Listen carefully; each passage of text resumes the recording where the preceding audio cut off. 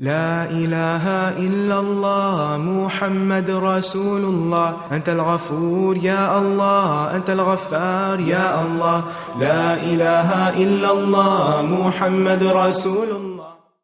نحمده ونصلي على رسوله الكريم أما بعد فأعوذ بالله من الشيطان الرجيم بسم الله الرحمن الرحيم رب اشرح لي صدري ويسر لي أمري واحلل عقدة من لساني يفقه قولي. أفمن أسس بنيانه على تقوى من الله ورضوان خير أم من أسس بنيانه على شفا جرف هار فانهار به في نار جہنم واللہ لا يهدي القوم الظالمین. پھر تمہارا کیا خیال ہے کہ بہتر انسان وہ ہے جس نے اپنی عمارت کی بنیاد خدا کے خوف اور اس کی رضا کی طلب پر رکھی ہو، یا وہ جس نے اپنی عمارت ایک وادی کی کھوکھلی بے ثبات گگر پر اٹھائی اور وہ اسے لے کر سیدھی جہنم کی آگ میں جا گری. ایسے ظالم لوگوں کو اللہ کبھی سیدھی راہ نہیں دکھاتا. یہاں بنیادی طور پر تو دو عمارتوں کا ذکر ہے، ایک مسجد جس کی بنیاد تقوی پر ہے اور دوسری جو منافقت پر ہے. لیکن حقیقت میں یہاں دو کرداروں کا کمپیرزن بھی ہے. ایک وہ شخص جس نے اپنی زندگی کی عمارت تقوی پر اٹھائی ہو، اور دوسرا وہ شخص جس نے اپنی زندگی کی بنیاد منافقت پر رکھی ہو. ان دونوں کی زندگی ایک جیسی نہیں ہو سکتی. اللہ ظالموں کو ہدایت نہیں دیتا، راستہ نہیں دکھاتا. تو یہاں ظالم کون ہے پھر؟ منافق. یعنی مومن اور منافق کے عمل کی مثالیں ہیں یہاں. مومن کا عمل اللہ کے تقوی پر ہوتا ہے، اس کی بنیاد تقوی ہوتی، اس کا ہر کام اللہ کی رضامندی پر مبنی ہوتا ہے. اس کے برعکس منافق کا عمل ریاکاری پر مبنی ہوتا ہے، شر اور فساد پر مبنی ہوتا ہے. اور زندگی کی تعمیر کی دو ہی بنیادیں ہیں، یا تو آخرت یا پھر دنیا، یا پھر اللہ کی رضا یا پھر اپنی خواہشات یا دکھاوا، دوسروں کی مرضی. یہ دو کردار بالکل مختلف ہوتے ہیں. ان دونوں کی بات پڑھتے ہوئے ہمیں اپنا جائزہ لینا ہے کہ ہم نے اپنی بنیاد کس پہ رکھی ہوئی ہے.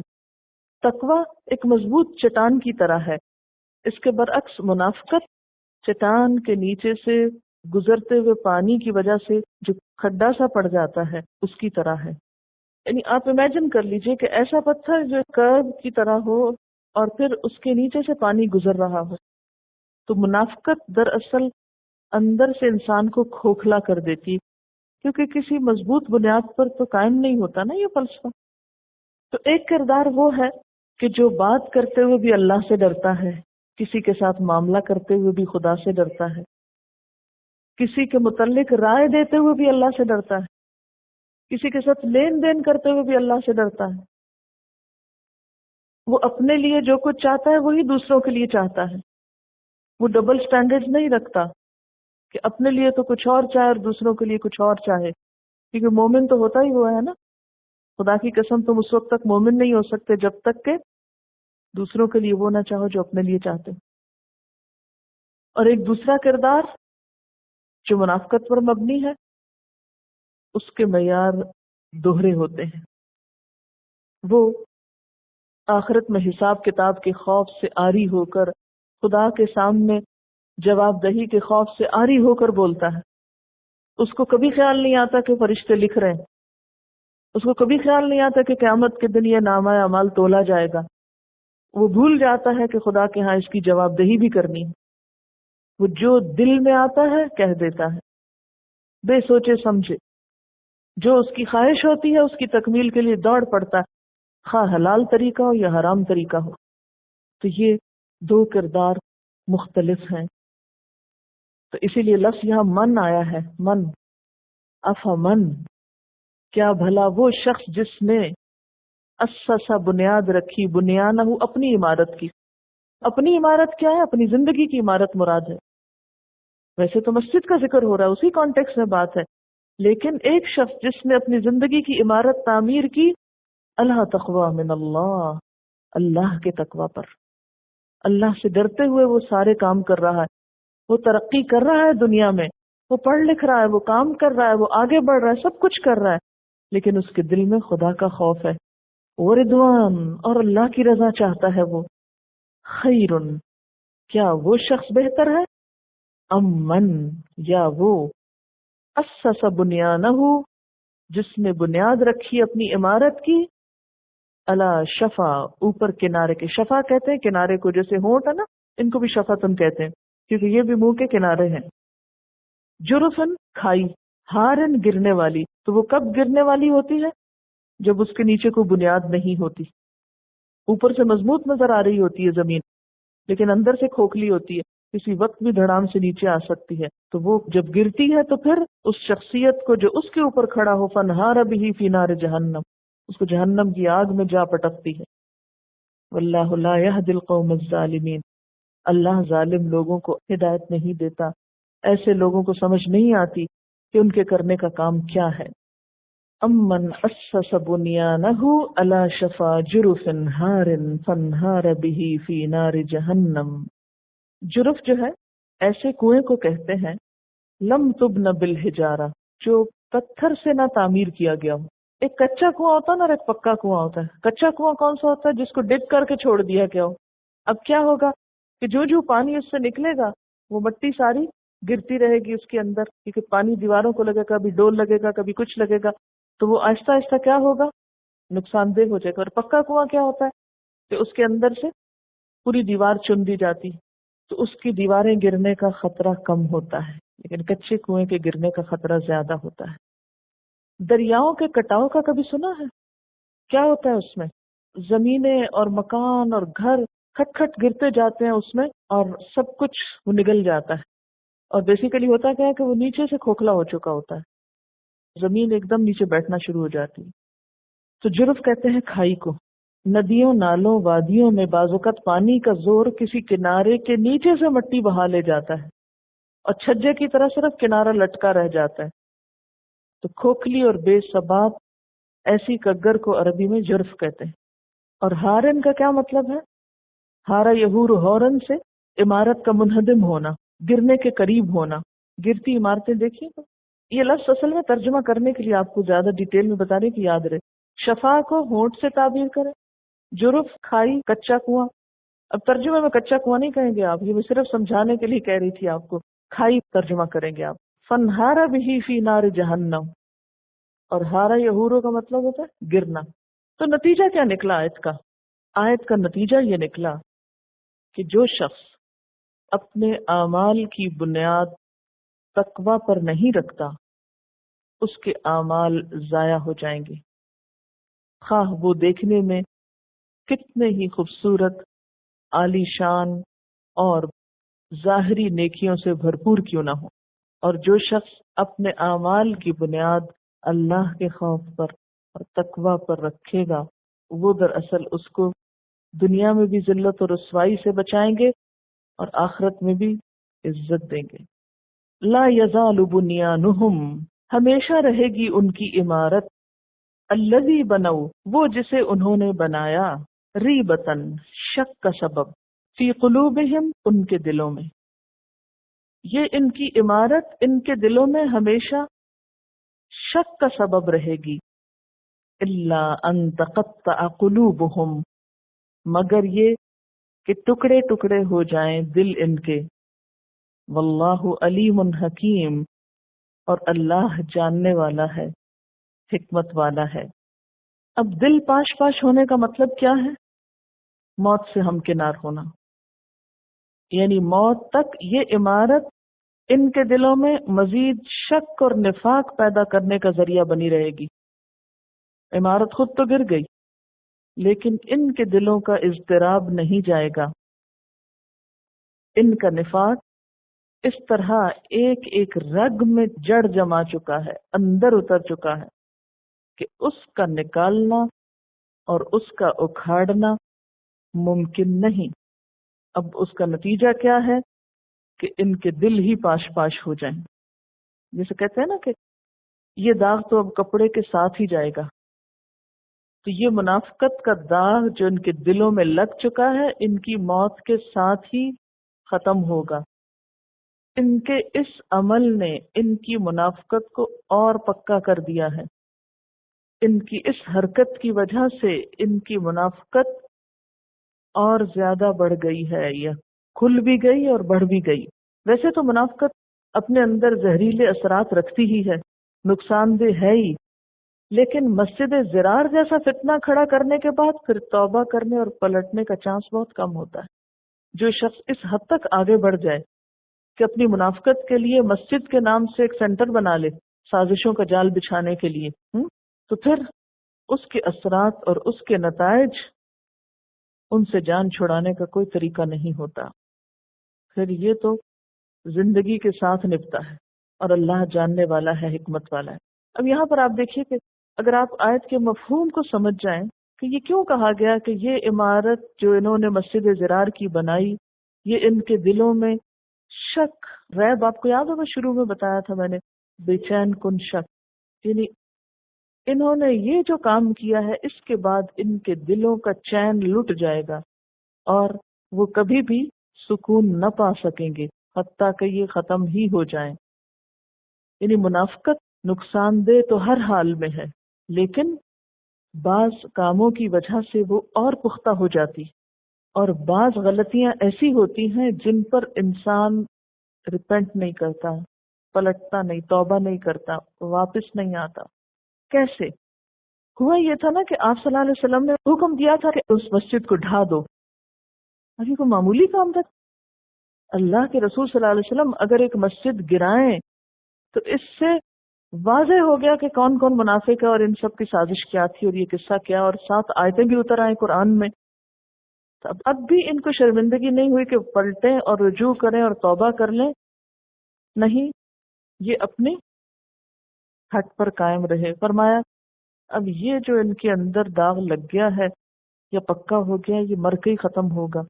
الا ان تقطع قلوبهم، آیت نمبر 109 میں، افمن اسس بنیانہ علی تقوی من اللہ ورضوان خیر ام من اسس بنیانہ علی شفا جرف ہار فانہار به فی نار جہنم واللہ لا یہدی القوم الظالمین۔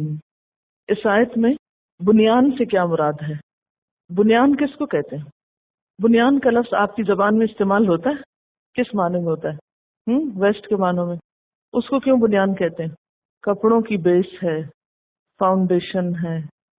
تو یہاں پر بنیان سے کیا مراد ہے؟ لفظ وہی ہے، روٹ بھی وہی ہے، بنا کا۔ بنیان سے مراد کیا ہے یہاں؟ پورے سبق کا خلاصہ تھا، یہ پورے قصے کہانی کا نچوڑ تھا۔ جو کچھ مسجد زرار کے بارے میں آپ نے پڑھا تھا اس کا یہ خلاصہ تھا، کنکلوژن تھا، سبق تھا، جسٹ تھا۔ افمن اسس بنیانہ، بنیان کا لفظی معنی کیا ہے؟ عمارت۔ کیا بھلا وہ جس نے بنیاد رکھی اپنی عمارت کی، مراد اس سے کیا ہے کہ ایک عمارت بن رہی ہے، تو ایک شخص ہے جو عمارت بنانے لگا ہے اور اس عمارت کی بنیاد اس نے رکھی ہے اللہ کے تقوی اور رضامندی پر، یعنی اس کی بنیادوں میں، فاؤنڈیشن میں اس نے جو کنکریٹ ڈالی ہے وہ تقوی اور رضائے الہی کی ہے۔ اس کے برعکس ایک اور شخص ہے جس نے اپنی عمارت کی بنیاد منافقت پر رکھی ہے، نفاق پر رکھی ہے۔ اس کا انجام کیا ہوگا؟ وہ عمارت اس کو لے کر عمارت والے سمیت جہنم میں جا گرے گی۔ عمارت سے مراد پھر یہاں اس کی ایکٹیویٹی ہے، یعنی عمارت کا لفظ یہاں پر لفظی معنوں میں نہیں، ایک سمبل کے طور پر استعمال ہوا ہے۔ عمارت سمبل ہے، کس کے لیے؟ آپ کی شخصیت کے لیے، آپ کی ایکٹیویٹیز کے لیے، آپ کے کاموں کے لیے۔ یہاں 2 کردار آمنے سامنے ہیں، ایک مومن اور ایک منافق۔ مومن اپنی زندگی کی بنیاد، اپنے کاموں کی بنیاد، اپنی ایکٹیویٹیز کی بنیاد تقوی اور اللہ کی رضامندی پر رکھتا ہے، اللہ کا لفظ دونوں کے ساتھ جائے گا، تقوی اور رضامندی دونوں کے ساتھ۔ منافق کے پاس یہ بنیاد نہیں ہوتی، وہ بنیاد ایک کھائی کے کنارے پہ رکھتا ہے جس کے اندر کوئی کنکریٹ یا کوئی بھی موضوع یا مناسب یا سالڈ چیز نہیں ہوتی۔ وہ دھوکہ دیتا ہے اور خود دھوکہ کھاتا ہے۔ اب ذرا امیجن کریں کہ ایک ایسا شخص ہے کہ جس نے ایک چٹان کے اوپر یا ایک سالڈ چیز کے اوپر یا ایک ہل کے اوپر عمارت بنانے کی بجائے ایک کھائی کے اوپر بنا لی، تو نتیجہ کیا ہوگا؟ اونچی جگہ پر کیوں بنائی جاتی ہے عمارت؟ تاکہ اونچی نظر آئے۔ جتنی زمین کے نیچے والے حصے میں ہوتی ہے وہاں پانی بھی جمع ہو جاتا ہے، وہاں زمین کی جو سیلن ہے وہ بھی ساتھ شامل ہو جاتی ہے، اور اس طرح کیا ہوتا ہے نتیجہ؟ عمارت بددما ہو جاتی۔ ایک شخص نے اپنی عمارت کی بنیاد چٹان پہ رکھی، یعنی پختہ زمین پر، مضبوط جگہ پر، اور دوسرا شخص جو ہے اس نے ایک ایسی جگہ عمارت بنانی شروع کی ہے جو اندر سے کھائی ہوئی ہے، کھوکھلی ہے، تو نتیجہ کیا نکلے گا؟ تباہی۔ اپنی عملی زندگی میں جب بھی ہم کوئی کام شروع کرتے ہیں تو اس کی بنیاد میں کیا ہونا چاہیے؟ تقوی اور اللہ کی رضا، یا کوئی اور دنیاوی غرض، یا کسی انسان کی خاطر، یا محض ٹائم پاس کرنے کی خاطر؟ یعنی یہاں پر آنا اور اتنے عرصے تک آنا زندگی کا ایک وقت گزارنا ہے، چاہے وہ 6 ماہ ہو، سال ہو، 2 سال ہو، جو کچھ بھی، زندگی کا ایک وقت گزارنا ہے۔ آپ ایک مقصد لے کر آئے ہیں، اس مقصد کی بنیاد کیا ہے؟ کس چیز پر وہ مقصد رکھا ہوا ہے؟ کیا یہ 2 چیزیں آپ کے اندر ہیں؟ کیا آپ یہ سارا کام اللہ سے ڈرتے ہوئے کر رہے ہیں اور اللہ کی رضا چاہتے ہیں یا نہیں؟ یا محض صرف زبانی باتیں ہیں؟ تو دونوں قسم کے لوگوں کا انجام بالکل مختلف ہوگا، دونوں کا نتیجہ مختلف نکلے گا۔ جس نے عمارت بلند جگہ پر بنائی وہ بلندیوں کو پائے گا، اور جس نے کھائی پہ بنائی وہ نیچے جا گرے گا۔ جس کی بنیادیں کھوکھلی ہوں گی اس کو کچھ بھی نہیں ملے گا۔ چونکہ پیچھے مسجد کے بنانے کا ذکر ہو رہا تھا، تو جب ایک مسجد بنائی جاتی ہے تو اس مسجد میں بھی آپ دیکھیں کہ یعنی مسجد تو اللہ کا گھر ہے، لیکن مسجد زرار کی جو بنیاد تقوی اور اللہ کی رضا پر نہیں تھی، سازشوں پر تھی، دھوکے پر تھی۔ جو شخص کسی انسان کو دھوکہ دے رہا ہو اس کی مثال ایسے ہی ہوتی ہے کہ وہ ایک بے ثبات کنارے کھڑا ہے کھائی کے، کہ جو جلد ہی نیچے جا گرے گی۔ آپ ذرا امیجن کریں، عموماً یہ کھائیاں بنتی ہیں پانی ہی کے کنارے، دریاؤں کے کنارے یا سمندروں کے کنارے جہاں پانی تیزی سے گزرتا ہے۔ یہ کٹاؤ جو پانی کے تیز بہاؤ کی وجہ سے کھوکھلے بن جاتے ہیں، اوپر سے یہ مضبوط زمین نظر آتی ہے، اور اگر کوئی غلطی سے اوپر آ جائے تو یہ اتنے زور سے گرتا ہے کہ پھر وہاں سے بچنا بھی بہت مشکل ہوتا ہے۔ اس لیے کہ ایک تو یہاں پانی کا بہاؤ بہت تیز ہوتا ہے، دوسرا جب انسان اس میں گرتا ہے تو اوپر سے وہ پوری کھائی کی مٹی ساتھ گر جاتی ہے، اور ڈوبنے والے کو نکلنے کا موقع بھی کم ملتا ہے۔ ایسے حادثات پہاڑی علاقوں میں بہت ہوتے ہیں۔ شاید اللہ تعالیٰ نے بھی یہی مثال دی ہے کہ ایسا ڈوبنا بہت تکلیف دہ ہے کہ بچانے والے بھی اس وقت بے بس ہوتے ہیں۔ ایک عجیب تکلیف دہ منظر ہوتا ہے، کیونکہ جب مٹی ساتھ گرتی ہے نا تو وہ پانی کے اندر گرتے ہی دلدل بنتی ہے، اور پھر وہ بچ نہیں سکتا انسان، اس میں اس کو بہا لے جاتی ہے۔ یعنی ایسی کھائیاں جو پانی کے کنارے ہوتی ہیں، سمندر یا دریا کے کنارے، اگر کوئی شخص اس پہ جا کے کھڑا ہو جائے یا اس پر کوئی عمارت بنا لے تو ظاہر ہے کہ کھائی کو تو ثبات نہیں، اس کو تو گرنا ہے، اور جب وہ گرے گا تو گرے گا بھی کہاں؟ خشکی پہ نہیں گرے گا۔ اس سوچ سے بھی وحشت آتی نا، تو روح کانپ جاتی ہے۔ کوئی بھی کھائی ایسی اگر آپ نے دیکھی تو امیجن کر لیں کہ ایک شخص ایسے کنارے پہ کھڑا ہے اور وہ دھڑام سے نیچے جاتی اور آگے تیز لہریں آ رہی ہیں اور وہ اس کا شکار ہو جاتا ہے اور ہمیشہ ہمیشہ کے لیے گم ہو جاتا ہے اس میں۔ تو جنہوں نے مسجد زرار بنائی تھی ان کا بھی انجام یہی ہوا، اور اس کے بعد بھی ہم سب کے لیے 2 میں سے ایک واضح راستہ ہے کہ ہم اپنی زندگی میں کیے جانے والے کاموں، اپنی شخصیت، اپنے اعمال کی بنیاد کیا کسی مضبوط دلیل پر رکھتے ہیں یا سنی سنائی باتوں پر کہ جو ہم کو کھائی میں گرا دیں۔ پھر اس کے ساتھ آپ دیکھیے کہ اگر ہم بنیان کو لفظی معنوں میں بھی لیں، عمارت کے معنوں میں، تو عمارتیں کس قسم کی بنتی ہیں، کس کس پرپس کے لیے، کس مقصد کے لیے، اور خصوصاً دین کے حوالے سے نمبر 1 تو مسجدیں بنتی۔ تو بتانا یہ مقصود ہے کہ اگر مسجد کی بنیاد بھی تقوی اور رضائے الہی پر نہ ہو تو ایسی مسجد بھی اللہ کے ہاں قابل قبول نہیں۔ اس مسجد کے ساتھ تعاون کرنے والے اور اس کو اٹھا کھڑا کرنے والے، ان کی ساری کوششیں، مال، وقت، ہر چیز نیچے جا گرے گا۔ اسی طرح اگر کوئی ادارہ بناتے ہیں آپ، کوئی درسگاہ بناتے ہیں، کوئی مدرسہ بناتے ہیں، اور لوگوں کو آپ یہ بتا رہے ہیں کہ یہ اسلام کے لیے بن رہا ہے، اسلام کی ترقی کے لیے، اسلام کی خدمت کے لیے، لیکن اس میں نیتیں درست نہیں۔ نیت کیا ہے؟ اپنی کسی پارٹی کو یا اپنے کسی فرقے کو یا کسی جماعت کو یا کسی گروپ کو یا کسی شخصیت کو بڑھانا چڑھانا یا راضی کرنا یا اس کا نام بلند کرنا، اللہ کا نام بلند کرنے کی بجائے، تو نتیجہ کیا ہوگا؟ ہو سکتا ہے وقتی طور پر وہ بہت عالیشان عمارت بن جائے، لیکن کل کو ایسا کرنے والوں کے لیے کوئی اجر و ثواب نہیں ہوگا۔ کیا ہمارے معاشرے میں عالیشان مساجد نظر نہیں آتی؟ لیکن انہی مساجد کے آس پاس رہنے والے لوگوں کی اخلاقی، دینی، روحانی تربیت کا کیا حال ہے، اور بسا اوقات خود ان کے اندر بیٹھنے والوں کی، ان کے اندر خدا کا خوف نظر آتا ہے۔ ان کی زبان جب بولتی ہے تو خدا کے خوف سے بول رہی ہوتی ہے۔ وہ کسی کے خلاف یا کسی کے حق میں کوئی ایکشن لیتے ہیں تو اس میں خدا کا خوف پایا جاتا ہے۔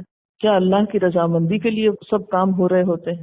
اگر واقعی ایسا ہو تو ہو نہیں سکتا کہ پھر اس کے نتائج دور دور تک نہ جائیں۔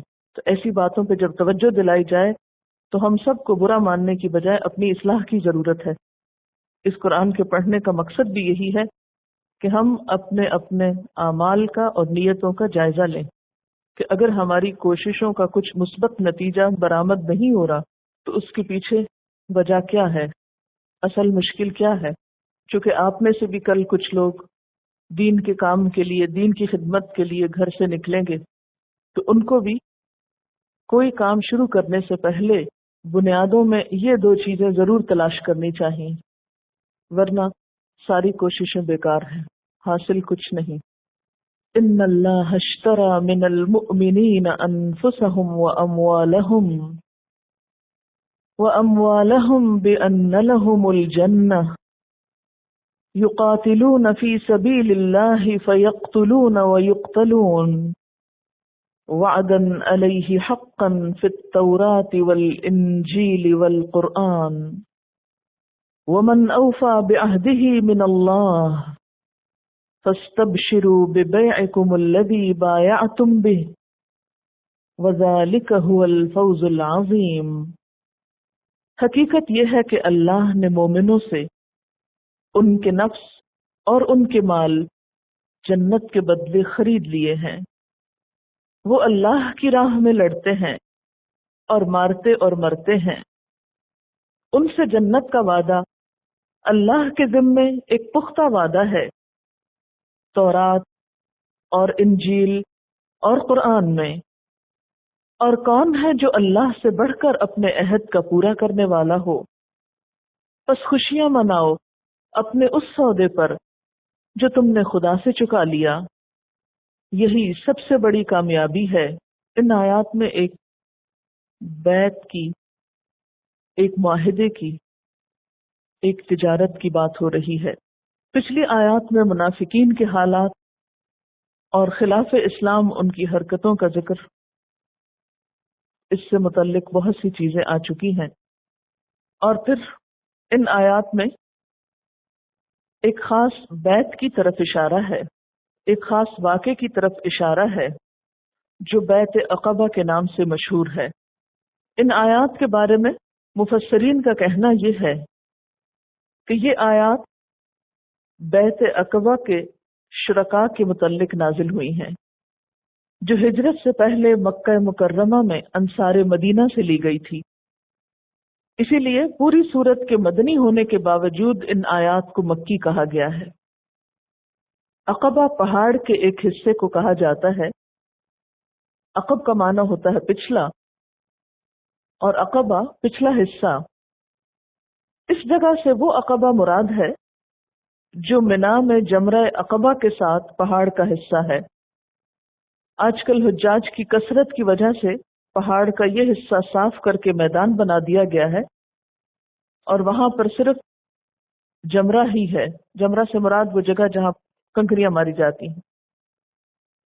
اس عقبہ پر مدینہ طیبہ سے آنے والوں سے 3 مرتبہ بیعت لی گئی. پہلی بیعت بعثت نبوی سے 11ویں سال میں ہوئی، جس میں 6 حضرات مسلمان ہو کر بیعت کر کے مدینہ واپس ہوئے. تو مدینہ کے گھر گھر میں رسول اللہ صلی اللہ علیہ وسلم اور اسلام کا چرچا ہونے لگا. اگلے سال موسم حج میں 12 لوگ اسی جگہ پر جمع ہوئے، جن میں 5 پہلے اور 7 نئے لوگ تھے. سب نے بیعت کی.